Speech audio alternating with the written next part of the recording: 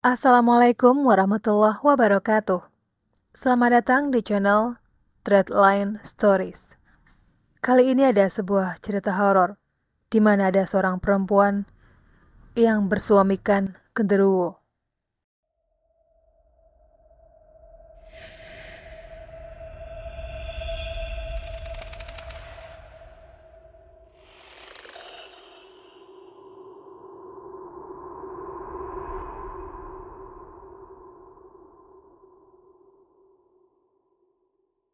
Selama sekian waktu dia hidup sebagai seorang wanita dari bangsa manusia yang menjadi istri dari sosok makhluk halus berwujud genderuwo.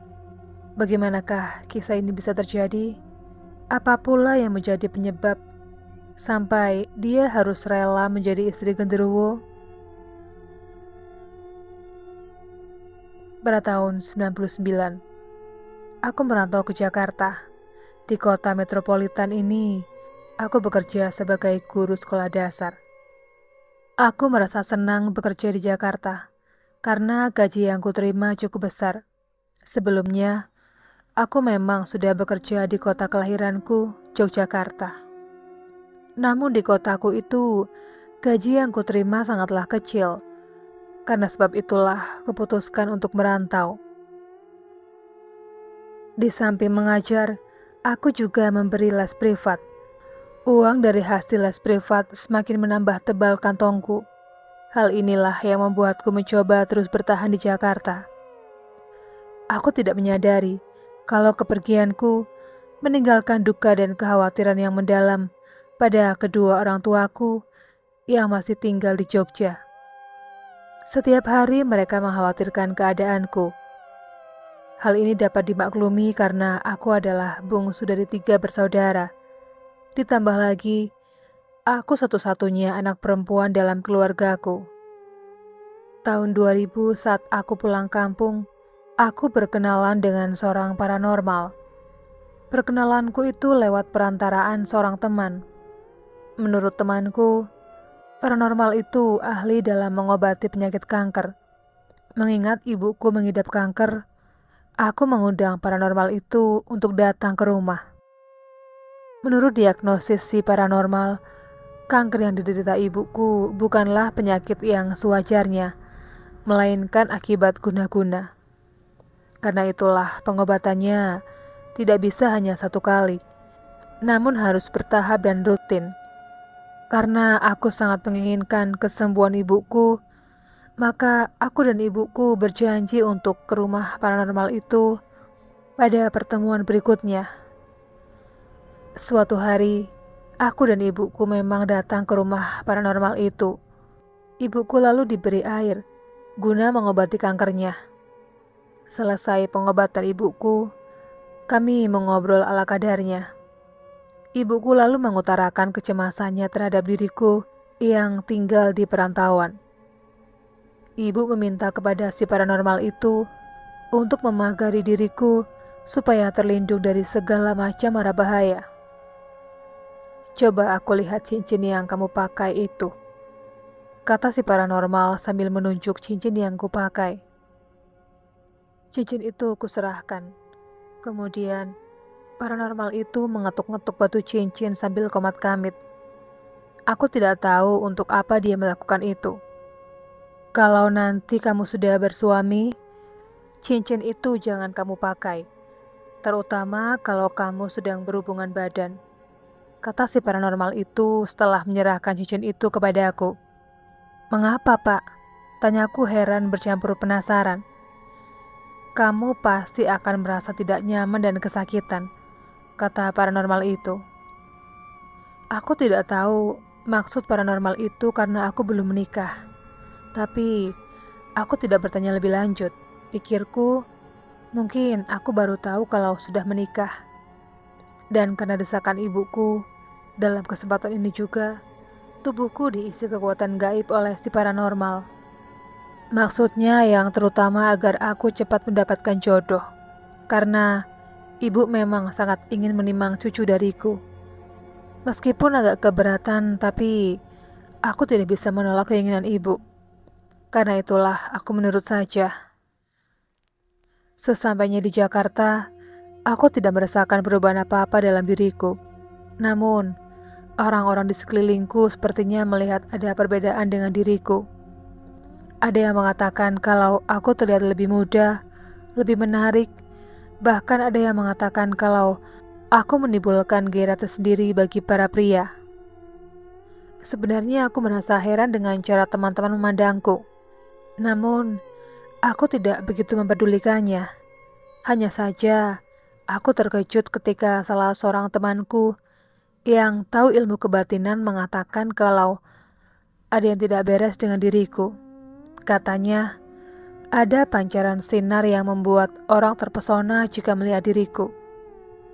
Temanku ini berusaha untuk mencari asal pancaran sinar itu.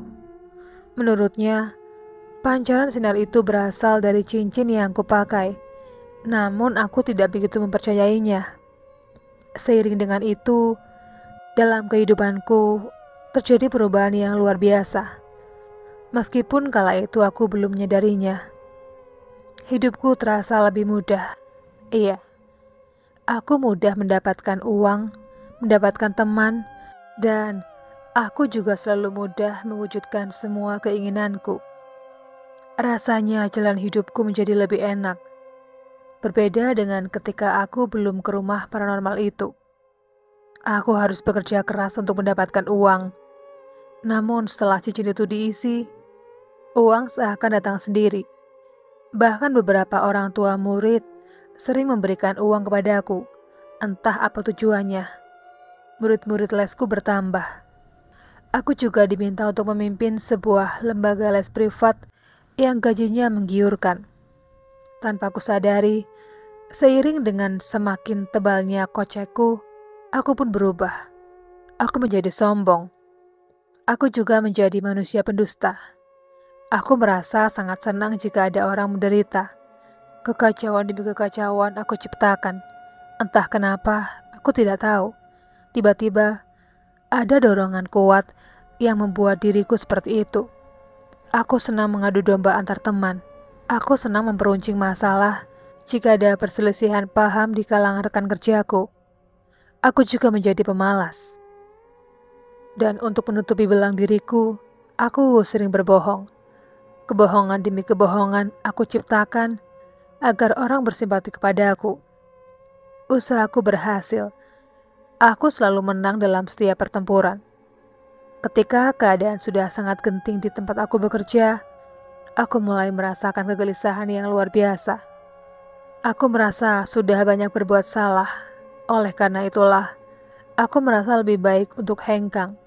Kebetulan, aku diterima di sebuah yayasan pendidikan yang cukup ternama. Padahal, tes masuk ke yayasan itu sangat sulit dan melalui banyak tahap. Namun, aku dengan mudah melaluinya. Aku merasa ada yang mempermudah jalanku.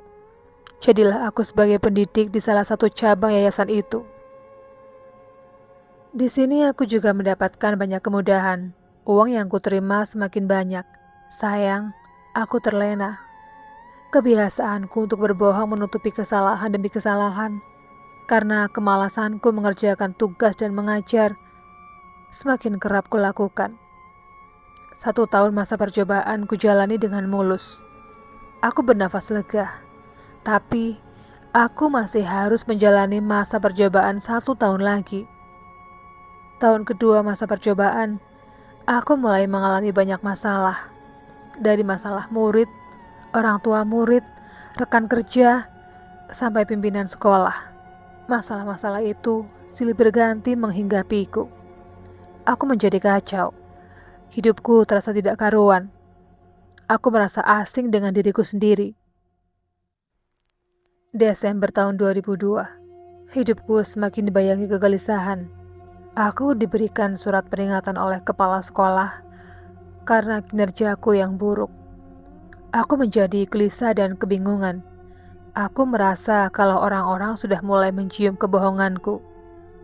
Di tengah kebingunganku, aku bertemu dengan seorang pria bernama Pras. Dia adalah tetanggaku di perumahan BA. Aku memang memiliki rumah kreditan di kompleks ini. Kebetulan, Pras juga memiliki rumah di perumahan yang sama. dan rumahnya bersebelahan denganku. Kami bertemu ketika akad kredit di bank. Karena ada masalah dengan pembuatan tower air, Pras menghubungiku lewat HP. Malumlah, aku belum menempati rumah yang kukredit dan masih mengontrak rumah. Urusan tower air ini membuatku kerap berhubungan dengan Mas Pras. Kebetulan kami sama-sama jomblo. Hubungan dengan Mas Pras menjadi akrab gara-gara urusan tower air itu. Bahkan kepada Mas Pras, akhirnya kuungkapkan kegelisahanku, yaitu kemungkinan akan kehilangan pekerjaan. Mas Pras menunjukkan simpatinya dengan mengajakku ke rumah saudaranya di daerah Rangkas Bitung, Banten. Menurutnya, saudaranya itu orang pintar, namanya Mas Seno. Entah kenapa aku mengikuti nasihat Mas Pras. Kami pergi ke rumah Mas Seno. Di sana aku mengutarakan masalahku. Anehnya, ketika berada di rumah Mas Seno, aku merasakan kegelisahan yang luar biasa. Aku juga merasa sangat benci kepada Mas Seno. Padahal baru kali ini aku bertemu dengannya. Kamu perlu menjalani puasa selama 1 minggu. Kamu tidak boleh makan dan minum sampai pukul 6 sore. Pada pukul 6 sore, kamu hanya boleh makan buah-buahan. Ingat, buah-buahan yang tumbuhnya menggantung, bukan merambat. Pukul 6:30 malam, kamu tidak boleh makan lagi sampai pukul 6 sore hari berikutnya, kata Mas Seno. Kapan dimulainya? Tanya aku. Hari ini juga, tegas Mas Seno. Sebenarnya aku merasa enggan menjalankan perintah itu, namun Mas Pras memotivasi diriku. Akhirnya, aku menjalani puasa itu. 2 minggu sesudahnya, aku ke rumah Mas Seno lagi bersama Mas Pras. Wah, kamu harus mengulangi lagi puasamu. Puasamu tidak diterima. Itu karena kamu masih suka berpikiran kotor. Kamu harus benar-benar membersihkan dirimu, kata Mas Seno. Aku tidak tahu yang dimaksudkan Mas Seno. Aku merasa jengkel sekali. Hanya atas dorongan Mas Pras, aku kembali menjalani puasa itu. Kali ini, aku benar-benar berusaha untuk membersihkan diri. Ketika menjalani puasa, aku mengalami banyak kejadian yang luar biasa. Aku sering didatangi wajah-wajah menakutkan, padahal aku merasa tidak sedang bermimpi. Setiap kali memejamkan mata, wajah-wajah itu terasa begitu dekat di hadapanku. Anehnya lagi, di pintu kelas tempat aku mengajar, aku juga melihat ada wajah yang menakutkan di dalam bayangan kaca. Wajah itu seakan-akan mengawasi diriku. Kemudian, wajah itu selalu hadir kemanapun aku pergi. Aku merasa takut dan ngeri. Kuungkapkan keanehan ini kepada Mas Seno. Tapi Mas Seno tidak banyak bicara. Dia hanya minta supaya aku datang setiap hari Minggu ke rumahnya. Selain itu, aku juga diminta untuk berdoa pada malam Senin dan malam Jumat antara pukul 12 malam sampai pukul 1 malam. Aku harus berdoa sesuai dengan keyakinanku. Ritual harus dilakukan di luar rumah dan langsung di bawah langit. Artinya, kepalaku harus berada di bawah langit. Tidak boleh terhalang oleh apapun. Selain itu, aku juga harus menghadap ke timur. Ditemani Mas Pras, aku menjalani ritual itu. Untuk hal ini, aku tidur di rumah Mas Pras yang kebetulan tinggal bersama paman dan bibinya. Di tempat aku mengontrak tidak memungkinkan bagiku untuk menjalankan ritual ini. Hari pertama aku menjalani ritual tersebut, aku melihat ada bola api yang seakan-akan turun dari langit menuju ke arahku. Aku merasa ngeri, tapi belum sampai ke arahku, cahaya itu sudah meledak di atas rumah bibinya Mas Pras. Hari kedua, aku merasa didatangi seseorang yang bertubuh tinggi besar. Aku merasa sangat ngeri. Aku mencoba menghubungi Mas Seno lewat telepati. Aku mendengar Mas Seno menyuruhku untuk tetap tenang. Aku berusaha untuk tenang meskipun aku sangat takut karena makhluk itu tingginya melebihi rumah bertingkat dan bayangannya menutupi rumah. Di tengah kekalutanku, tiba-tiba makhluk ini seperti mengempis perlahan-lahan. Rasanya ada yang menekan makhluk itu. Akhirnya, makhluk itu menjadi sangat kecil di hadapanku lalu lenyap. Aku bernafas lega. Hari ketiga, ketika memejamkan mata, aku melihat pria berwajah tampan terikat tanpa menggunakan busana. Aku sungguh kasihan melihat pria itu. Dia menatapku dan meratap minta pertolongan dariku. Aku merasa sangat akrab dengan pria itu. Aku merasa sangat iba terlebih ketika dia merintih-rintih meminta pertolongan sambil memanggil namaku. Aku mencoba menghubungi Mas Seno lewat telepati. Namun Mas Seno menyuruhku untuk membiarkannya. Hari keempat, aku melihat pria itu merintih-rintih. Dia tidak hanya terikat, tapi ada nyala api di bawah tubuhnya. Yang mengerikan adalah wajahnya. Wajah pria itu tidak setampan dulu. Wajahnya berubah sangat mengerikan. Dia merintih-rintih memanggilku dan minta pertolonganku. Aku sungguh-sungguh merasa iba kepadanya. Hari berikutnya, kulihat tubuh pria itu tinggal tulang belulang dan hangus terbakar. Rambutnya yang dulu lebat dan bagus, kini berubah menjadi merah. Dia tidak lagi memanggil-manggil. Kulihat dia sungguh-sungguh tidak berdaya. Namun dari matanya ada pancaran pemberontakan. Ada rasa kasihan yang mendalam dalam hatiku. Tapi, sesuai nasihat Mas Seno, aku harus membiarkannya. Hari selanjutnya, kulihat pria itu berubah menjadi lempengan daging dan tulang kering. Tubuhnya yang tinggal tulang belulang itu berada di dalam botol. Dia benar-benar tidak berdaya. Selama menjalani ritual itu, aku rajin mengunjungi Mas Seno. Setiap hari Minggu, aku pergi ke Rangkas. Hingga suatu hari, aku dan Mas Pras diminta untuk masuk ke kamar khususnya. Kami duduk berdampingan. Setelah membaca doa, aku dan Mas Pras diberi gelas berisi air. Kami diminta untuk minum air dalam gelas itu bergantian. Setelah itu aku menjalani perintah Mas Seno. Dia minta supaya aku datang pada malam Jumat Kliwon. Aku diminta membawa kembang 7 rupa. Aku akan dimandikan. Aku datang pada hari yang ditentukan. Benar saja, aku dimandikan air kembang. Ketika dimandikan, aku dipukul dengan sapu gerang yang lidinya berasal dari pohon aren. Setelah mandi, aku merasakan badanku menjadi ringan dan segala permasalahan lenyap.